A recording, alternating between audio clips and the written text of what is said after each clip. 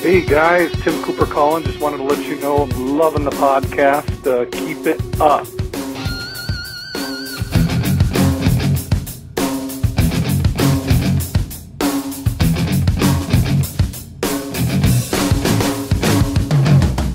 Hi, I'm Raborn Johnson. And I'm Steve Sensenig. And this is Beyond the Box. Here's your invitation to explore life outside the box of institutional religion. This is a place where there are no walls to restrict our search for truth as we embrace the ambiguity of defining our life in Christ.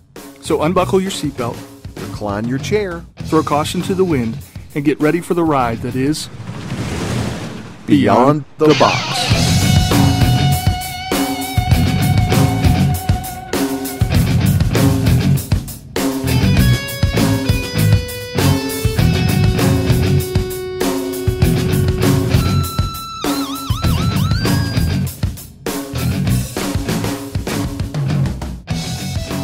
Welcome back to Beyond the Box, everyone. It's great to be back with you.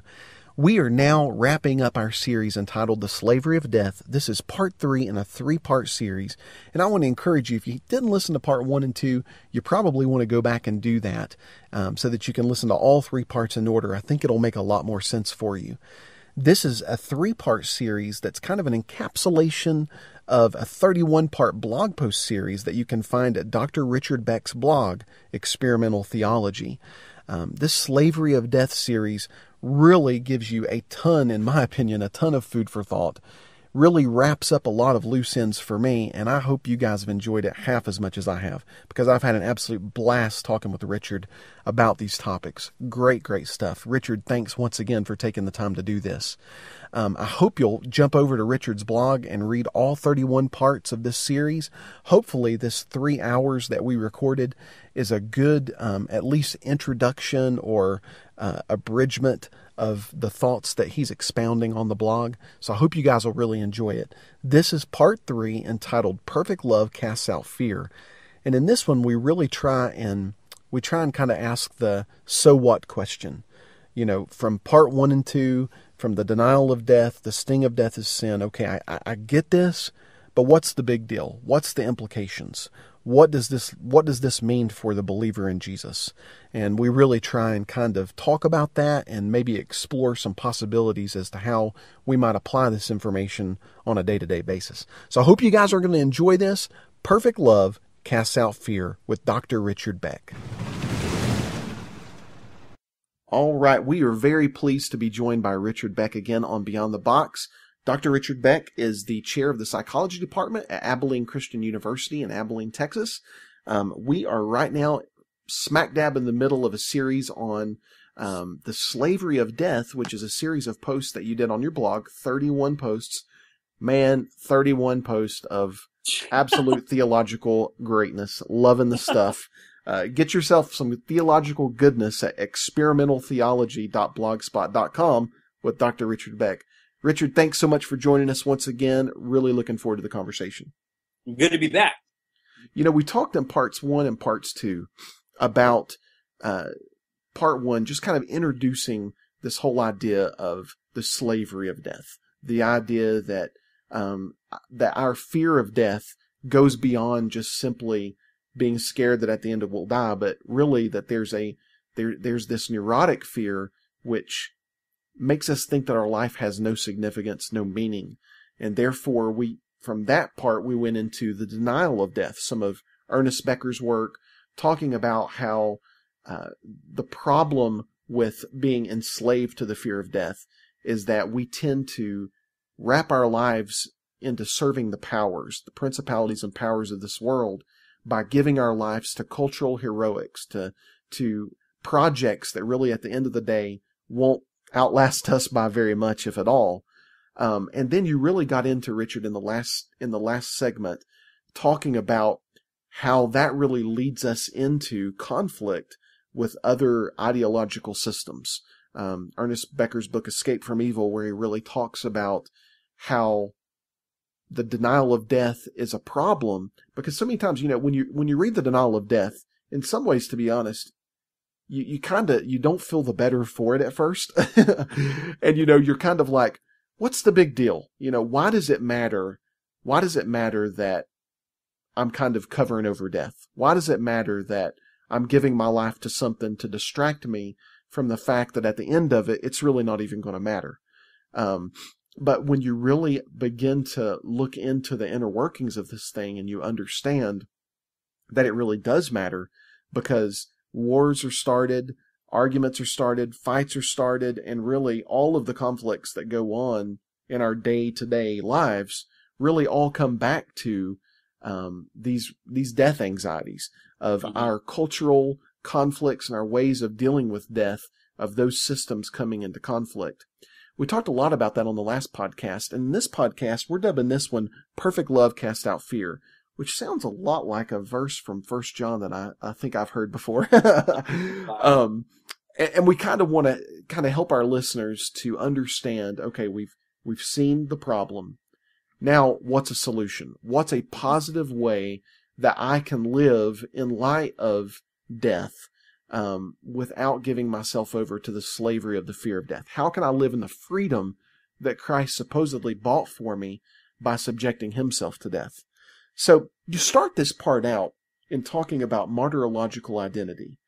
And, that it kind of rung a bell with me that, the word martyr was simply was the same place we get the word witness from. Mm-hmm. That really for, many years there was not much of a separation between martyrs and witnesses for Christ, because most people who gave witness to Christ or many of them ended up becoming martyrs.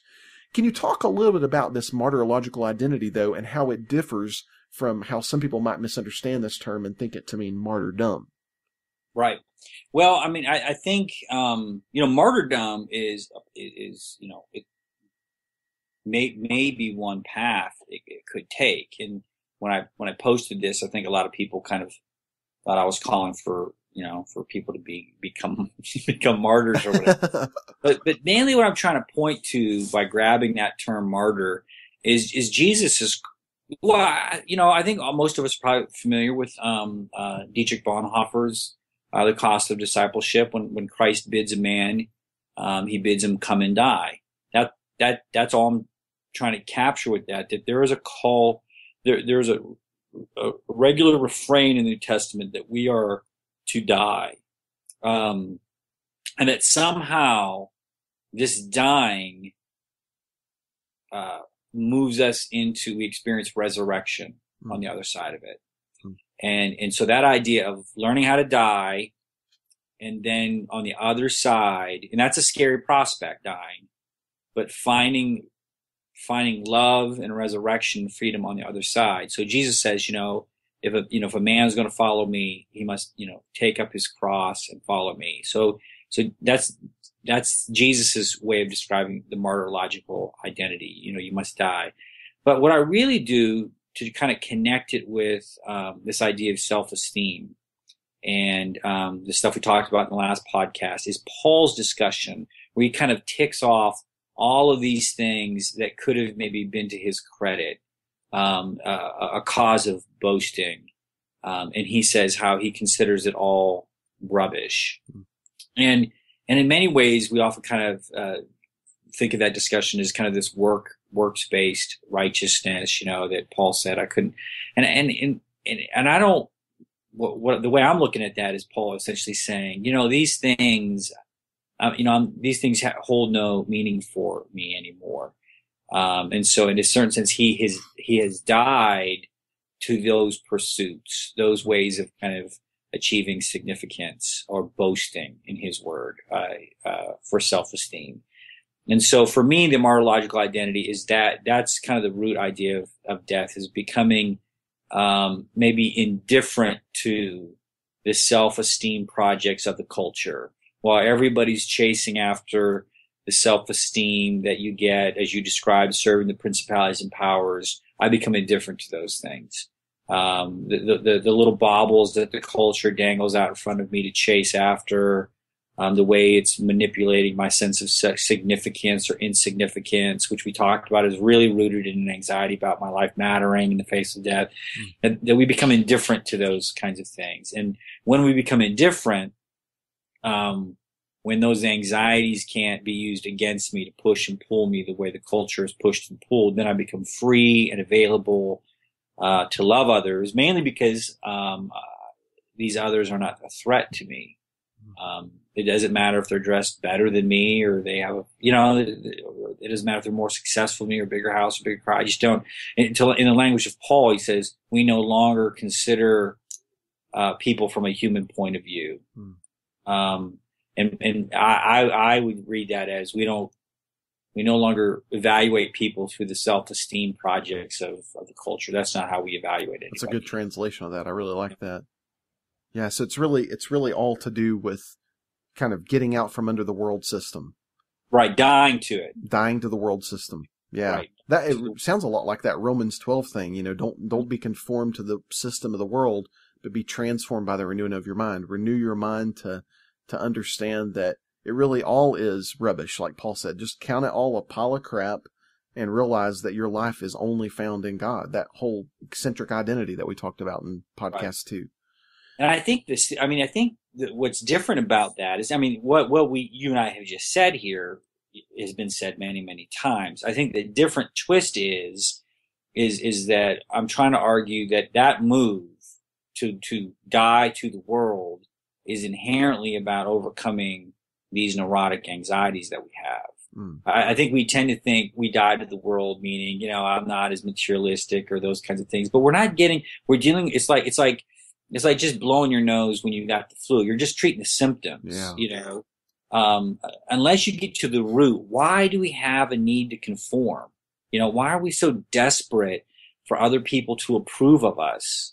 And until we get down to that level, those fundamental anxieties, those neurotic anxieties, you're not going to be able to deal with. You can't go against the flow if at root you're still caught up with what people think about you. Yeah, exactly. And what happens in Christianity is we just create other versions of that. You join the youth group, and then you got to be cool. And the way that system defines cool, and so we just recreate the world's ways, but with just a Christian veneer on top of it. Which is one of the things, honestly, Richard, that has been kind of discouraging for me in the number of years I've spent in Christian retail, is to see that it really is so many times just a thin veneer over the whole death system, the whole death cycle of this world. That, sometimes I see new Bibles come in, and in the last 5 years or so, they've gotten really, really creative about the covers on Bibles and just how designer they make them, so much so that they've even come out with a designer line of Bibles, which just, I don't know, that just kind of boggles my mind to think that we can even get into a competition about, do you have a calfskin Bible or a bonded leather Bible? It's just downright bizarre. I remember I wrote about this on my blog.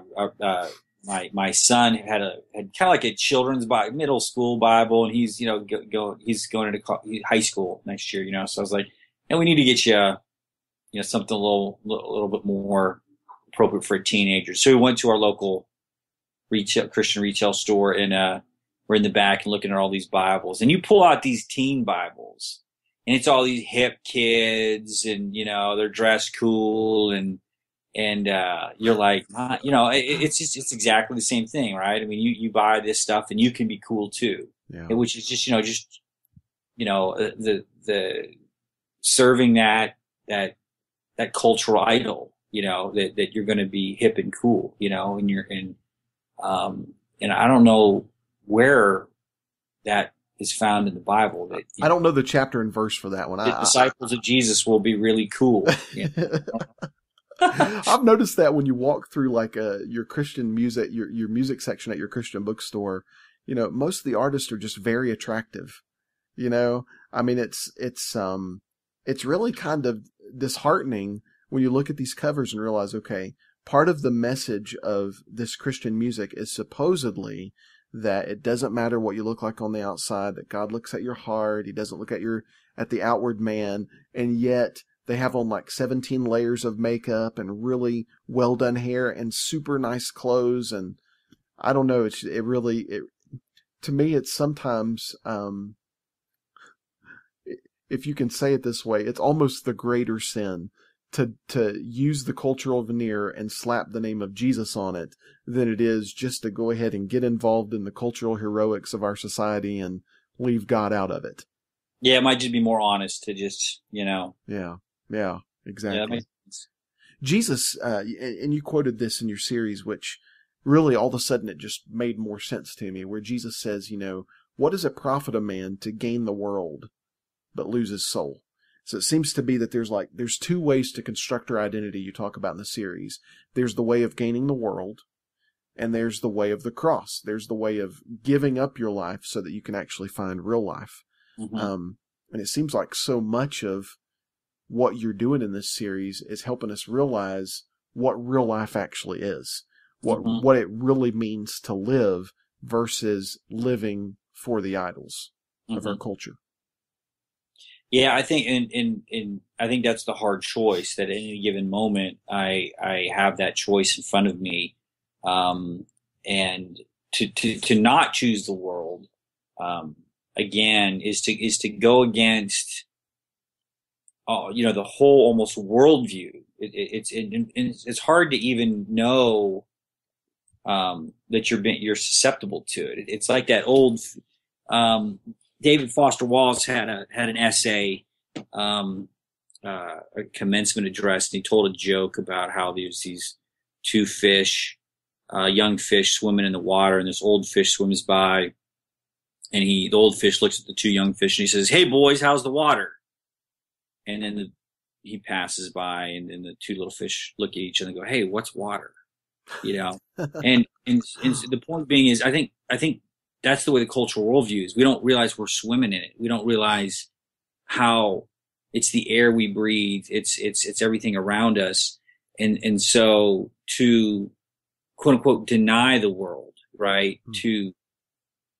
Is just a seismic change, that and anxiety inducing, because I think that's why they call it a death. I mean, there's a real sense of loss. And I think that Paul felt that when he kind of, on the other side of the Jesus event on the Damascus Road, looks back at all of that. And you get a sense sometimes he regrets it. He kind of looks back on it and goes, I was the one that he came to last. I was untimely born. I was the one that, persecuted the church. He kind of looks back on that and probably doesn't feel great about it, but it's just loss, but he counts it as worth it to know Christ and the power of his resurrection.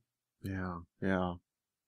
So in talking about this and talking about dying to the cultural heroics of our society, what does an identity that's no longer affected by death, what would that begin to look like for the Christian? What does it look like to live beyond the slavery to the fear of death?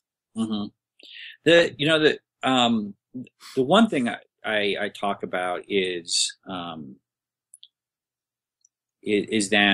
in many ways this is aspirational. So a lot of the comments that I got in the series is, is it even possible to live without death? I mean, aren't we at the end of the day, and aren't we even if we live without death, aren't we in some way complicit in feeding ourselves and clothing ourselves? I mean, is there any way to ultimately get to find a place where we're completely holy and clean and not involved in some, is it like, for example, people say, didn't Jesus at some point need to spend time on himself, and didn't he have to feed himself, and so I spend a little bit of time before I get into kind of this martyrological identity, talking about Augustine's perspective on timor mortis. And timor mortis is just, Latin for the fear, where we get timidity or temerity, and mortis meaning death. And early on in his writings, Augustine was trying to compare the Christian martyrs to the martyrs of the Greek tradition. Like Socrates was able to drink the hemlock, and he was calm and fearless in front of death, and And so there was this sense where the Christian propaganda machine was rolling, and we wanted to hear all these great stories about the Christian martyrs who, you know, could walk into the flames and they never feared death at all.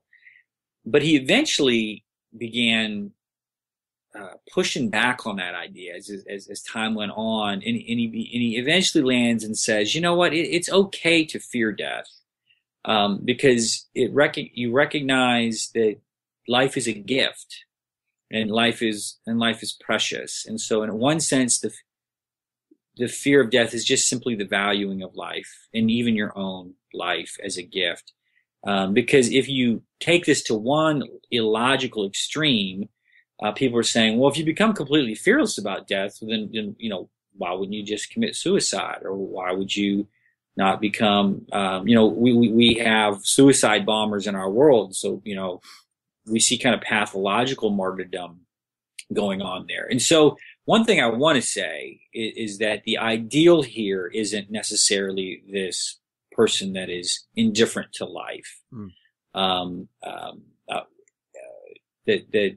That as biological creatures, we affirm that life is good, and obviously, therefore, the loss of life, and that would involve our own life, would bring sadness. And that, but the issue I'm trying to say is, the goal of the series is to say, you know, in any given moment, when I make choices about loving other people, that the fundamental choice that I'm experiencing is the risk of diminishment to myself, and being able to master that anxiety, and make choices that might actually involve loving others.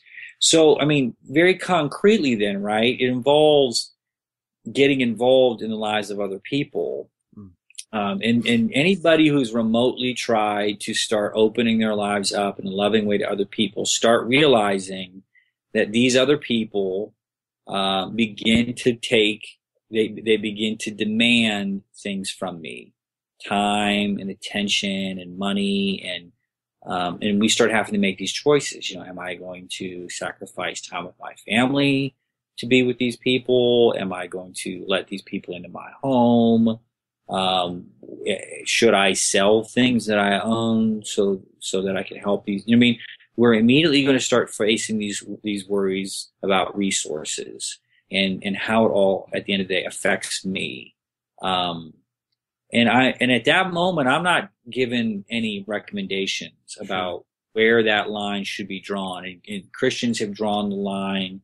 You know, you look at somebody like a Shane Claiborne or the New Monastics, and you see kind of the degree to which they will go to say no to themselves. Yeah. And you see, you know, and other people make different choices. What I'm trying to do in this series is wherever you've currently drawn that boundary, to discuss what's happening at that boundary point, so that when the call to love people more comes, we're able to maybe move that boundary a little bit more, in one direction towards love, rather than constantly vigilantly monitoring that boundary out of fear and not doing anything. So to me, it's a series that's less is going to end up with a picture of what the Christian should look like, as much as it's going to be a tool of self-diagnosis. So I mean, the one thing that's been good for me is to hear how you've interacted with the material. You know, you're going to take that material and go in different directions. It'll concretely play out in the very particularities of your own life and your own self-esteem and your own meaning. It's played out in my own life in a very particular way. And my hope would be, as other people read it or listen to these podcasts, that it would allow them to critique their current choices and begin to help them move in more, help them overcome fears in their own life, so that they would become more loving and open up towards other people. And my sense is, though, that would just be a journey that one would begin and wouldn't ultimately complete in this lifetime. And I think even when you look at people like you said, Shane Claiborne and the New Monastics, and when you look at St. Francis of Assisi, I think even when you look at those people, I think even they would admit that they were on a journey. No matter how far, no matter how embracing you've become of the other, that the boundary can be pushed for each of us, no matter where we're at. There are still places in our life that we have kind of cornered off for ourselves. Little parts of the world that, like you talked about in the last podcast, that Arthur McGill talked about, still parts of our identity that are about possession. Still parts of our identity that we try and own, and that we try and say, I'll let you in every room in my heart except for this one. This one's going to be stored away. And I think part of this, Richard, and like you said, I really appreciate what you said about how each of us are going to interact differently with that. I think that's the point. I think that's where the Spirit comes in. But I know that one place in my own life that this is beginning to become real with me is, of course, in giving more time and giving more love, but even in opening up myself, even in the idea of sharing more about myself. Because I know there's times when I'll be in a conversation with someone or talking to someone, and I'll think to myself, gosh, I'm just really going to hold this part of me back because I don't want to make myself vulnerable. I don't want to risk the idea that, maybe I'm going to be rejected. I think part of this for me is realizing that even those boundaries, it's your whole life. Even those boundaries need to be opened up and pushed so that you're not only receiving the other, but there's this idea of you're giving of yourself too. I guess what I'm trying to say is so many times we look at giving as just this thing that we do for the other, that it's something that we're just always ministering to them. And that can seem like a really condescending thing if you're on the receiving end of that. If, just as an example, I don't know why I'm going down this road, Richard, but it feels good. I was talking to, there's a gentleman that's in our town that's homeless, and I've kind of struck up a friendship with him, and we've been talking, and it just really hit me one day when I was talking to him. He came up, I was at work, and somebody had taken a box out to the dumpster, and it had a bunch of peanuts in it, and the peanuts, the wind had caught them, and it blew them all over the parking lot, and so I ran out there and started trying to gather them up and, clean up the parking lot. And this gentleman happened to walk through our parking lot, and we've had a lot of conversations and had lunch and, all this kind of thing, and he offered to start picking up the peanuts, and I was like, oh, no, you don't have to do that. And later on, it hit me that what I was doing is I was standing in a position of always wanting to be the benefactor, always wanting to be the one that helped him and that condescended to his level, but never admitting space in my life where I might receive from him, where I might open up my own heart and say, hey, I actually need you just like you need me. And I think I don't know why I'm going in that direction, Richard, but it just feels like so many times when we look at loving the other, we always look at it as a top-down thing, that we're always in a position at the top and we're giving love, but actually the receiving of love can be just as important in loving a person as the actual giving of love. Yeah. Well, I think Arthur McGill in his work has he talks about how love involves a real loss of the self. And that might be one of the more radical things that I talk about this in my book Unclean a little bit, but I also get into it in the series. It's how that we tend to, his argument is that we tend to believe that love can be, given from the excess.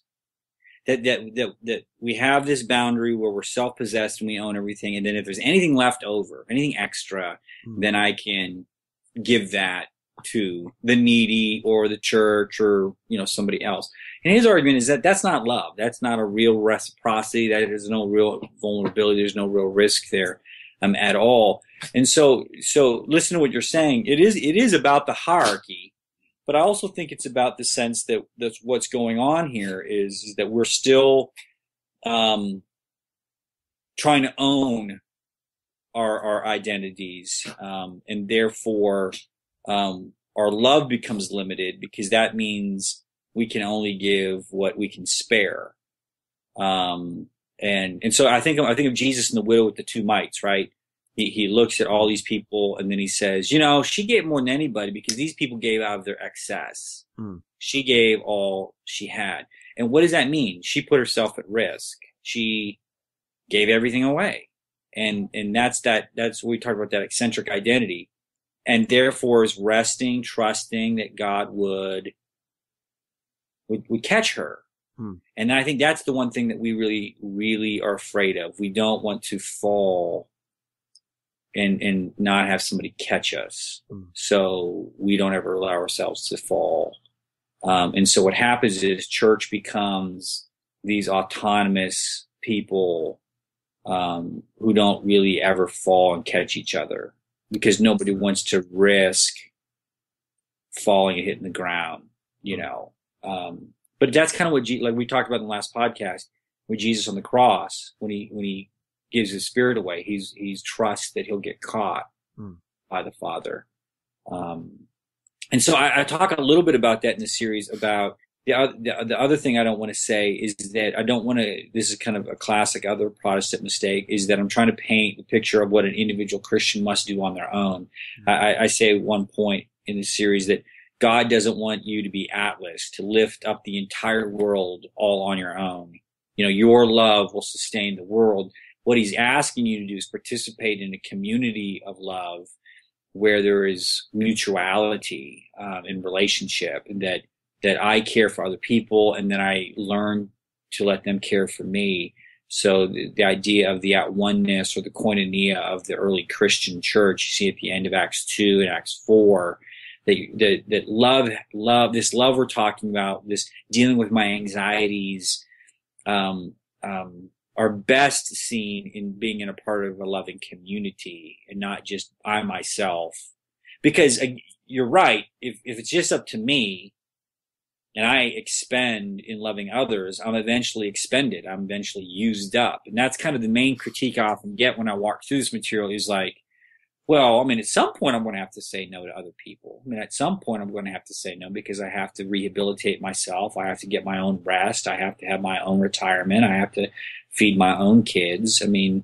So, at some point I'm going to say no to others. And that's true. But that's just looking at you having infinite resources, and you don't have infinite resources. But if I can participate in a community of like-minded Christ followers, then it's not up to me to love everybody. I can be loved in turn, as you were saying. I can receive as well as give. And so as I give, I'm filled up in return. So I do think we need to have a communal focus here.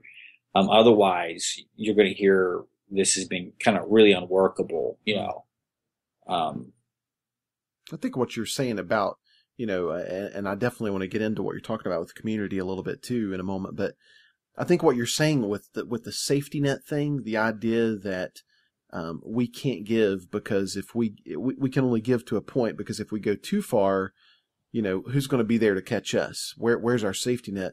I think this is so embedded in our culture, especially in 21st century America. We have a gazillion different kinds of insurance policies now that basically build bastions of self-protection around us, so that, if I wreck my car, I have insurance for that. If I die, I've got insurance to take care of my family. If I get sick, I've got insurance to take care of my health. And, it even gets to the place where I was at the shoe store about a year or two ago, and I was buying a pair of shoes. I bought a pair of tennis shoes, and I get to the register, and the guy asked me if I want to pick up the insurance plan on my tennis shoes. I'm on your like, tennis shoes? On my tennis shoes. He actually offered me like a $8 plan or something if my tennis shoes wore out in the next 2 years. And I was like, you've got to be kidding me. But that really shows how this is such a integral part of American society, and how as the church, we really don't differ very much from the rest of American society, because we're so used to being self-sufficient. We're so used to being able to meet our needs and to, like you said, cut a little fat off the top to maybe help the poor children in Africa or something like that. This idea of community you really hit on, because you said that the kingdom of God, that it's a loving economy, that Christian love is less about sacrifice than it is about economy. And I know you've kind of touched on that, but can we maybe go a little bit deeper with exactly what you mean by that, and what does it look like to kind of live in community? Because I know for a lot of people that listen to this podcast, a lot of us don't attend church. We're looking at trying and find Christian community outside of traditional hierarchical structures. I would say probably the vast majority of the people that listen to the podcast are kind of in that boat. How would you speak to that, Richard? And I know you're part of a fellowship, you're part of a church. What are some maybe examples from your own life, or maybe some creative thoughts that you have about that, living in the economy of God? Well, let me back up and kind of sneak up on that, because kind of what you were saying earlier about kind of go how the self-sufficiency is so much driven by our culture, because I think that's where you need to start. Because and it goes back to what we talked about last podcast on the pornography of death. Again, I'm going to go back to something Arthur McGill talks about, and he says part of the problem, one of the symptoms of this pornography of death, is that we want to hide from our eyes and our awareness any sign of death. And he would say that one of the signs of death is neediness. To be in need, to be in want is a sign of death, and so that has become pornographic.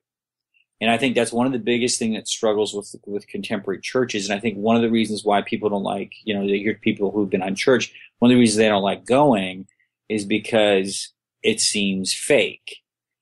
And one of the reasons why I think it seems fake is, it can be self-righteous. But one of the reasons I think it seems fake is that nobody's being honest.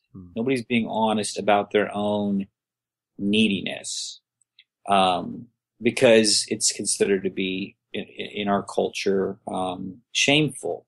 I mean, if you and I can't pay our bills, let's say you and I can't pay our rent this month, or anybody of your listeners can't pay the rent this month. Well, who are you going to be able to tell that to without feeling like a complete and utter failure? Right? Yeah. I mean, I don't want to go up to my friends and say, "Can I borrow money from you?" I'd be humiliating, and McGill says it's humiliating because in our culture, that's pornographic to be in need. And so what we do is we learn to hide our needs. So we go to church and we pretend that I don't have any financial needs. I don't have any relational needs. I don't have any, moral or emotional needs. And so we're all just kind of self-sufficient creatures. And so it's all very thin. It feels fake. The whole experience kind of feels fake. And so we have to deal with that anxiety about what people will think about me, because then this is all tied up. We were talking about last podcast about that self-esteem project. So it's all kind of cooking together here. We don't want to see signs of death, so we don't want to see need displayed. But if I show need, it's going to affect my self-esteem. What will people think about me? And so what happens is we can't create, to begin with, an economy.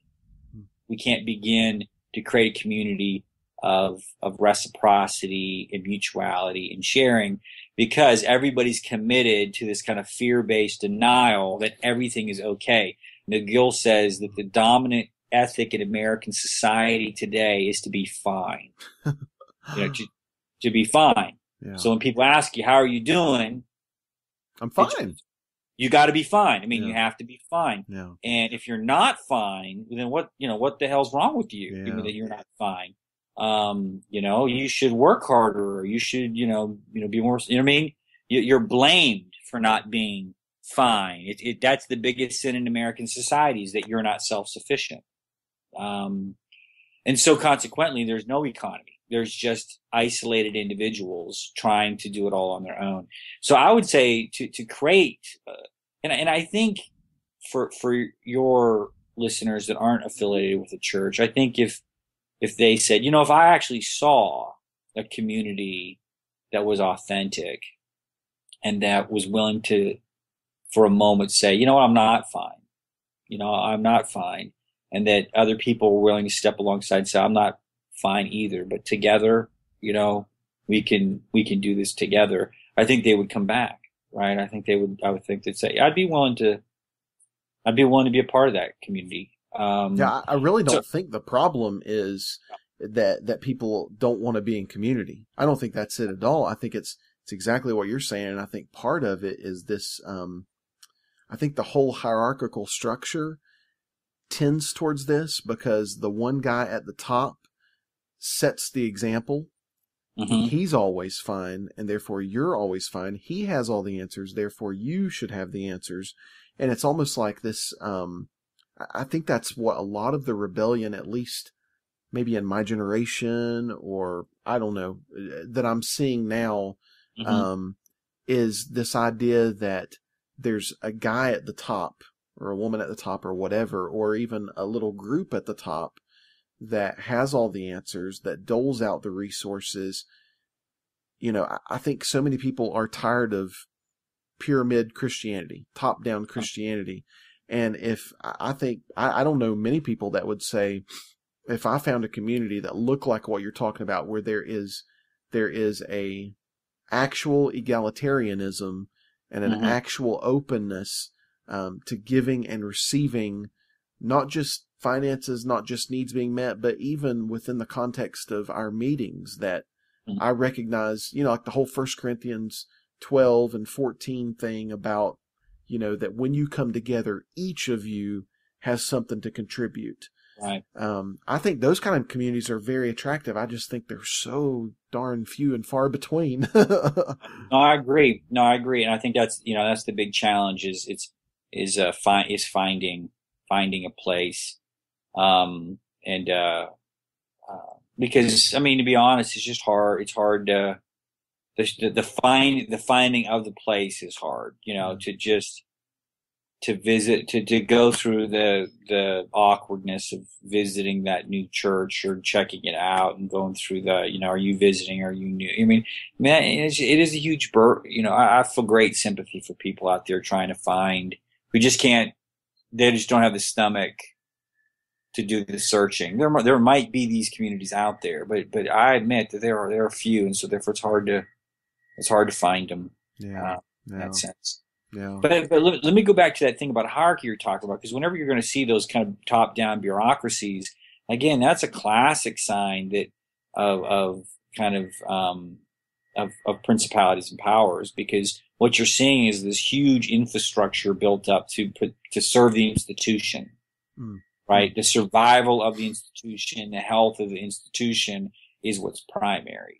And I think a lot of churches, you get that sense that the survival of that church and that institution is the primary goal.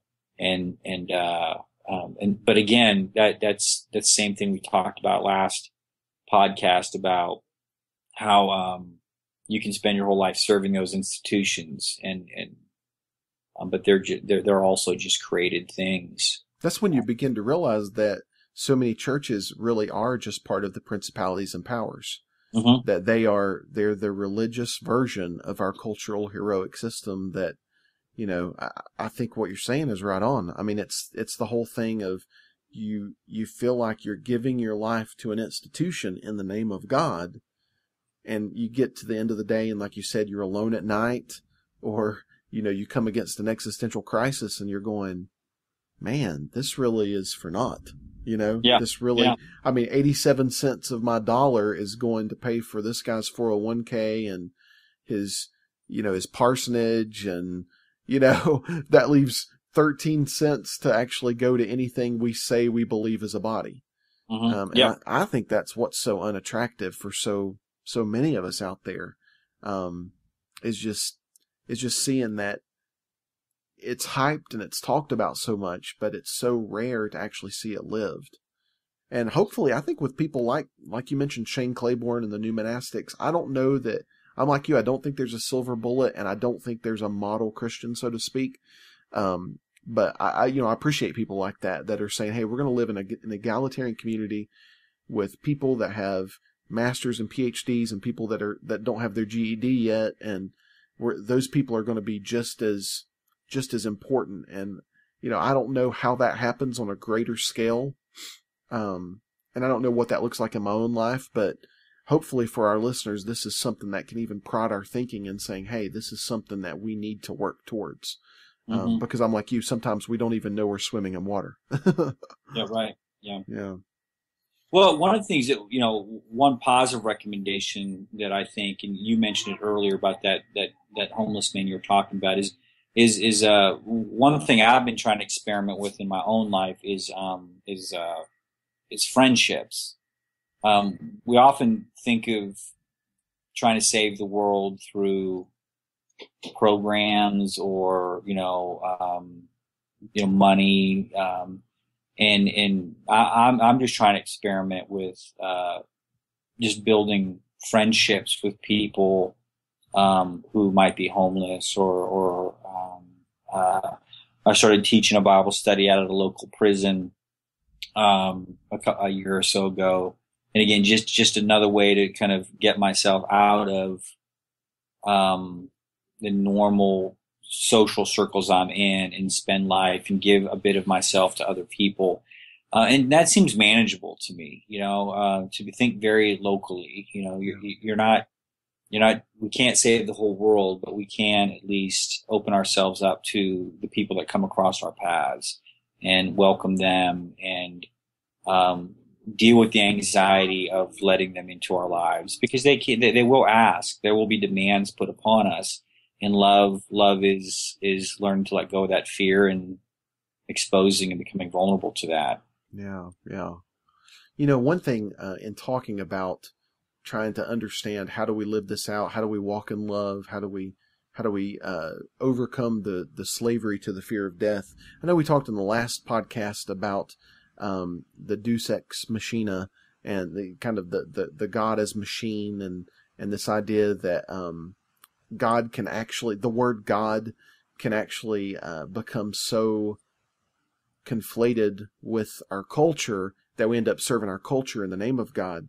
Mm-hmm. I'm wondering if one thing, and you mentioned this in the last several parts of your series, is this whole idea of maybe the death of God, the death of the cultural God. That sometimes in order to love others, part of what we're going to have to do is we're going to have to kill those idolatrous visions of God that have kept us separated from others. I know, for instance, for me, this idea of the tribal God, the violent tribal God that is about keeping the existential other at bay, and preserving the purity of the community, the holiness of the community, and many times doing so through violence, whether it's penal substitution, as an example, whether it's our view of justice, that we view justice as punishment and instead of restorative, kind of like N.T. Wright talks about, that justice is really God just putting the world to rights. Can you talk a little bit about that, and maybe how, as you mentioned in the series, how the death of God can actually lead us into loving the other? Yeah, it kind of connects with what we talked about in the last podcast about doubt, because it can. I mean, there are forms of kind of Christian atheism that really go a long way in that direction. And again, Peter Rollins is somebody who's written a great deal about kind of Christian atheism, and for him it's a dialectical process where we're constantly critiquing, and for me the death of God is more about keeping our views of God fallible and open to provision, but mainly what you're talking about, which is making sure that I don't allow my anxiety to insert God in between me and other people.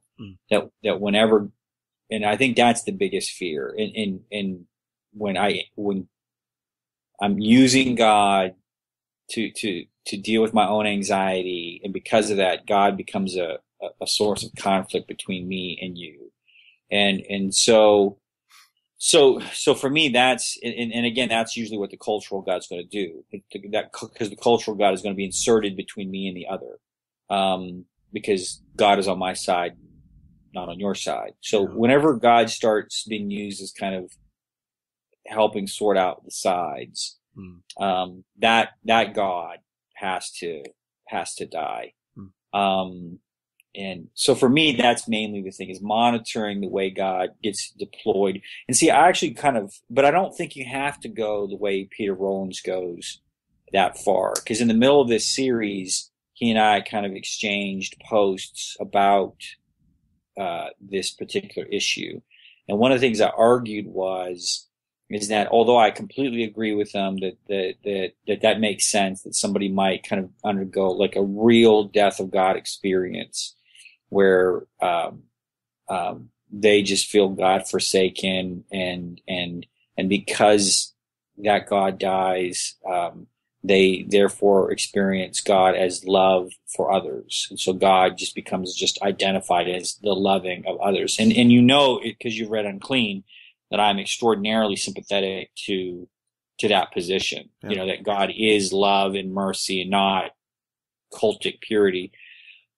But I went on to point out people like Dorothy Day, who had a very rich, worshipful and prayerful life. I mean, she went to mass every day and prayed the rosary. And I mean, I'm reading her diaries right now, and this is a woman very committed to what we might call religiosity. Yeah, yeah. But nobody would say that Dorothy Day wasn't completely sold out for other people.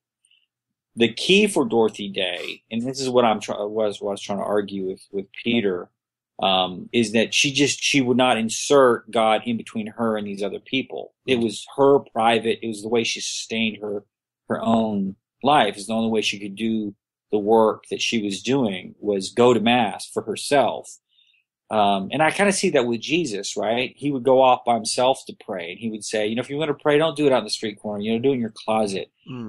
There is a sense where prayer and worship and these things do sustain us, but they're not inserted in between us and other people. So Jesus is still radically engaged with the tax collectors and sinners. But with the Pharisees, they're inserting God in between them and other people. So I do. So when I say death of God, I'm not saying that somebody has to like do the Christian atheist move. You could.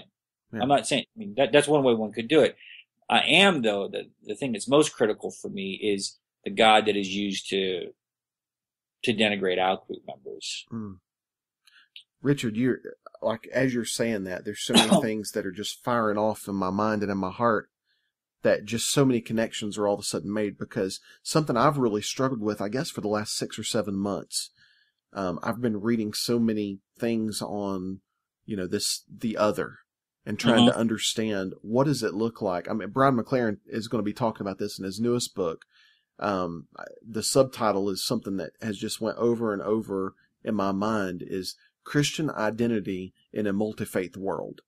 Yeah. How do we maintain Christian identity in a pluralistic world, while A, embracing the other, and B, still maintaining a distinctly Christian identity? Yeah. That's such a balancing act, because it seems like, to me, in many ways, that seems like the conservative liberal pendulum. That, the pendulum for conservatives is we're maintaining our Christian identity at all costs. The pendulum for liberals seems like we're maintaining the embrace of others, even if it means that we totally lose track of who we are. So when you're saying that as we can't insert God between us and others, what I'm hearing you say is that we can't use God as our spiritual boundary marker. We can't use God as God can't be the reason that we call people us and them, or we look at, us and the other, that we can't use God in those kind of divisive ways that we've typically been trained to do. Yeah. And for me, the thing that helps me get there is just the fact that Jesus himself shows up among the God-forsaken. That he,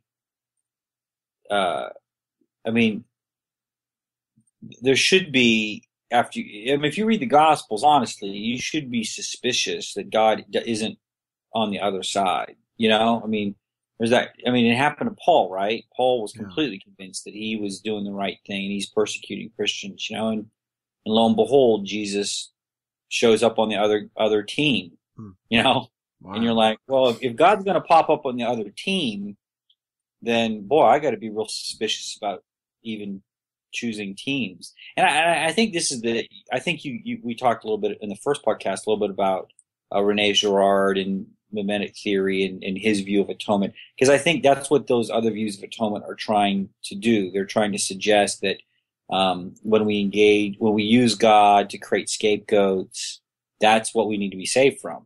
In that sense, the sacred violence is the sin, and so that God has to die. And I find God in the embrace of the other. And I think it's a more holistic and nonviolent way of thinking about atonement. I'm bringing the ministry of reconciliation rather than drawing a line in the sand and saying, that, like you said, the tribal God of this group over against that group. Yeah. So important because, it really, Richard, in the last few years, it really has begun to just completely redefine for me what it even means to be a Christian. What even is a Christian? Because, for me, for years, being a Christian was believing certain things, was, assenting to certain theological propositions. And more I'm realizing that, like you said, you said it so eloquently, Jesus so many times shows up on the other team that we just have to really be suspicious when you start picking sides, that, and maybe that's one of the reasons, not just the implicit problem with violence in and of itself, but the problem that even if violence, Miroslav Volf's one of his arguments is, he tries to kind of preserve violence as only God's prerogative, as the idea that the reason we can't be violent and God calls us not to be violent is because we don't know how to sort it out. We don't have the ability to figure out who really are us and them. And you said that this has nothing to do with your Slavery of Death series, but in a post you wrote, I guess it was around a week ago, you talked about the parable of the wheat and tares, and that really resonated with me. This whole parable where Jesus says, the laborers come and they say, "Do you want us to tear these weeds out?" And Jesus is like, "No," or the farmer in the parable is like, "No, you can't do that. You've got to let them grow together, because if you try and tear up the weeds, if you're trying to tear up the tares, you're going to tear up the wheat as well. You're going to tear up the good stuff with the bad stuff because you don't have the ability to sort it out." Right. So it's such a paradigmatic shift to stop making Christianity about trying to figure out who's in and who's out. That's such for some who didn't grow up in conservative evangelicalism, that might not be a big leap or a big aha moment.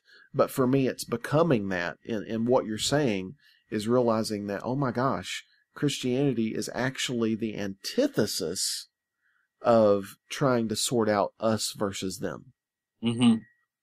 Yeah. And because you have to ask yourself, why is there that need to weed? Like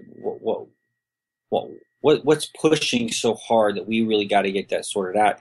Because I think if you push hard on that, I think it comes back to what we've been talking about with a fear of death. Because what I think a lot of Christianity is, and Orthodoxy, and a lot of these kinds of things, are ways to somehow verify that I'm going to get to go to heaven. Yeah. And so the only way I can verify that for me is to have some other person I can contrast myself with. And so in many ways, we actually kind of, and this is kind of perverse to say, we kind of need the damned to verify that I'm the saved. Yeah. Because, and that's why I think, you saw that big stink when Rob Bell's book came out, Love Wins.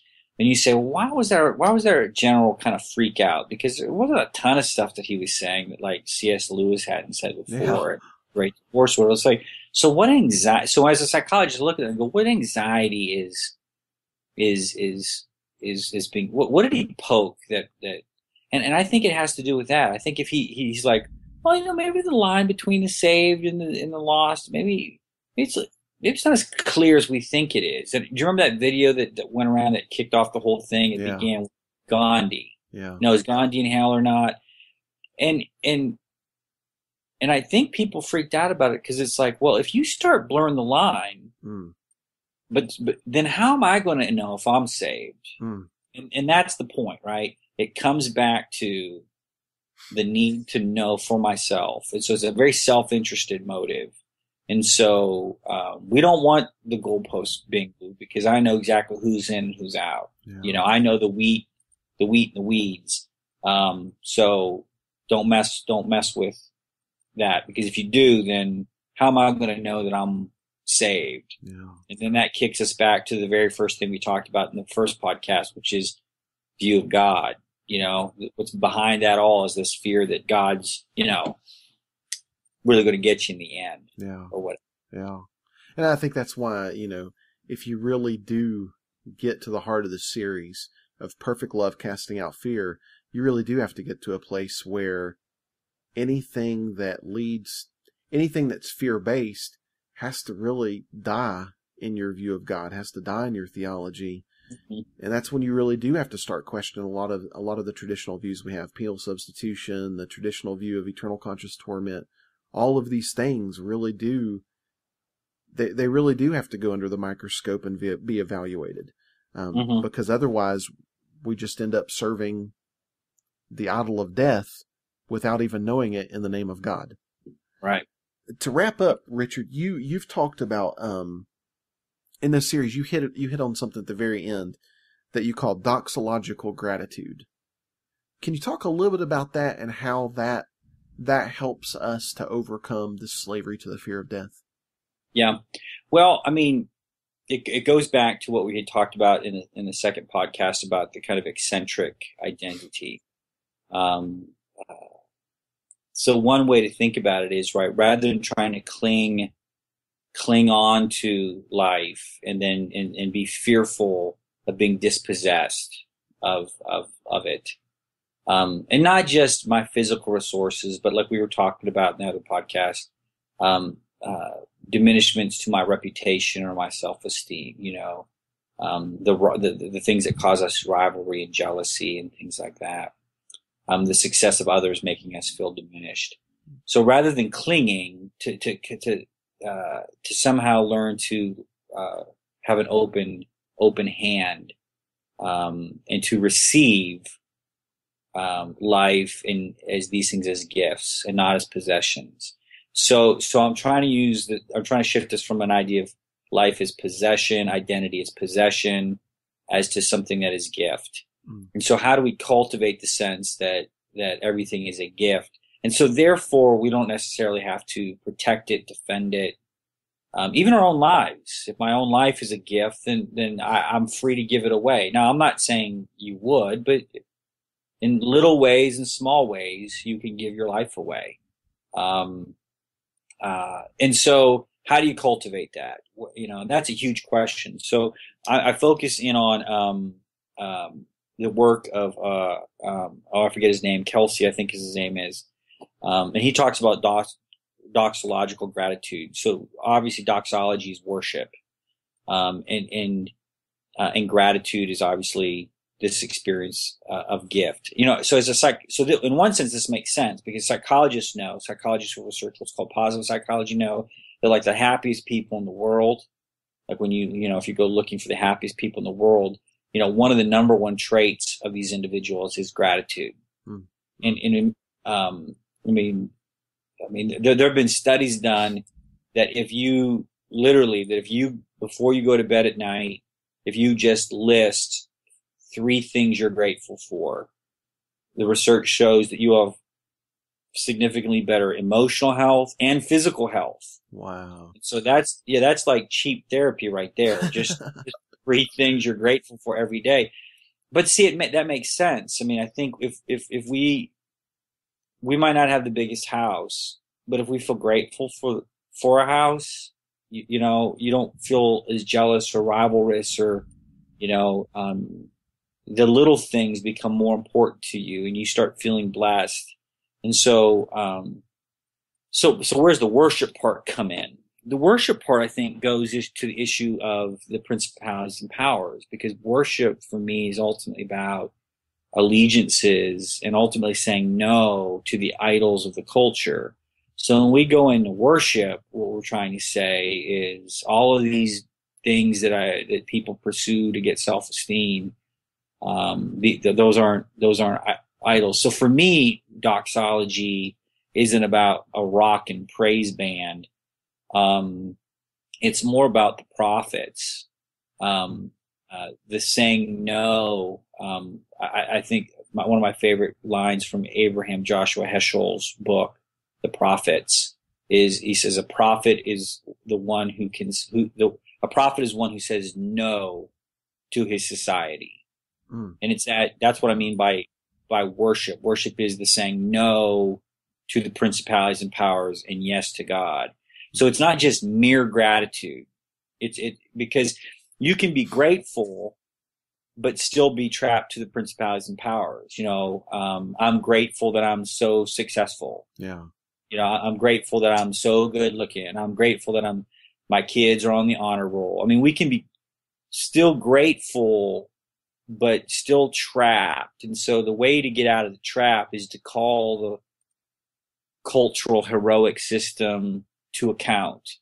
And so maybe we could call it prophetic gratitude, apocalyptic gratitude, but I called it doxological gratitude to capture that idea of worship. And because it wasn't my term, it was one that Kelsey had used in his book, Eccentric Existence. You mentioned, just in wrapping up here, you mentioned freedom. And, it just hit me when you said freedom, that really, if the whole problem that we've run into is the slavery to the fear of death, then really the solution is freedom. And yes, and you touched on a story about William Stringfellow in your Tapestries of Love post, where you talked about how he had been approached by a church about what they should do in a particular situation where a lady comes in who needs her rent to be paid, and he had just quickly told the pastor, you need to sell one of the tapestries that you have in your church, one of the beautiful tapestries you have, and pay that lady's rent. And you talked about how it wasn't so much the act of selling, but it was the freedom to be free to sell. It was the fact that your identity, instead of being controlled by death anxiety, instead of being controlled by this slavery to the fear of death, that you were for the first time free to be able to do anything you needed to do. So if you needed to sell your house, you were free to do that. Your identity wasn't bound up in the kind of house you lived in. If you had to take a job as a janitor at a school, you were free to do that because you weren't being driven by those anxieties. Ken, just in wrapping up this whole thing about perfect love casting out fear, can you talk about the role of freedom a little bit? Yeah, I mean, because that's a great Stringfellow story. I mean, I don't know if I can wrap it up better than what you just said. I think at the end of the day, the series is essentially trying to expose that very dynamic, that moment to moment in life, I'm constantly faced with choices. But if my whole identity is saturated with anxiety and with possession, I am not free. I am, in the language of the Bible, enslaved. And that takes us all the way back to the beginning of the idea of Christus Victor, that the ultimate thing that Christ was doing is emancipating us and liberating us. But the only way we can be liberated to love others is to be set free from this fear and this anxiety. But when I am free and not anxious, then yeah, I can do maybe big things, that you kind of mentioned, but also many little things. So when I think of Jesus washing his disciples' feet, I think there's many ways during the day we can take when Jesus says, don't take the first seat, take the last seat. Yeah. There's just little moments where I can just not pursue my own self-esteem because it doesn't matter. I don't care. I don't care what people think or what they're going to say. So I'm free to take the last seat, put somebody first. And I think I think the promise of God is that when we begin to do that and die to those things, die to that anxiety, that we experience real life. You lose your life, but you actually really find it on the other side in resurrection. On Good Friday, it doesn't look very promising, but Sunday's coming. That's right. Yeah, that's right. That's it. Wow, Richard, to be honest, I don't even want to wrap this up. It's so darn good. I'm just so enjoying this. But I just want to thank you so much for taking the time to really encapsulate 120 pages of writing into 3 hours for us to really help us understand kind of what the problem is and some ideas of how we can be trusting the Spirit to bring solutions in each of our individual lives. Thank you so much for taking the time, Richard. I really appreciate it. I hope everybody will visit experimentaltheology.blogspot.com and just shoot you a little contact just saying how much they've enjoyed this and how much it's made an impact in their own life. So thank you so much, Richard, for joining us today. It was an honor and a pleasure. Amazing stuff. Wow. Oh, this has just been a great series. I hope you guys have gotten a lot out of this. Make sure to stop by Richard's blog, Experimental Theology. You're going to find a lot more where this came from. There's just so many good things that he puts up over there. Richard, I just really appreciate you, brother. I appreciate your heart. I appreciate your mind. And I just appreciate your willingness to talk with us on the podcast and also just your willingness to put out good material like this. I really feel like it's making a difference. So thanks so much, man. Really, really appreciate it. I hope you guys will jump over to experimentaltheology.blogspot.com. Drop Richard some comments and let him know how much you appreciate him taking the time to do this series. I know some of you guys probably haven't had the time to listen to to read 31 parts on his blog. Maybe you're stuck in the car a lot on the commute to work, and it's a lot easier for you to listen to a podcast version of this. So hopefully this has helped you do that. If you get a chance, I really would love for you to read through all 31 parts. It really goes much more in depth than we were able to in a 3-hour conversation. So I hope you do that. But if not, please let Richard know how much you appreciate him being on the podcast. And guys, we just really appreciate you guys taking the time to listen. We've said it a million times, but it just bears repeating. I really appreciate the community that Beyond the Box has become. Just really appreciate you guys. I really consider you guys a huge part of my spiritual community, my spiritual growth, and you guys contribute just as much to me as I hope I do to you, and hope these conversations do to you. If you would like to interact with us, you can go to beyondtheboxpodcast.com.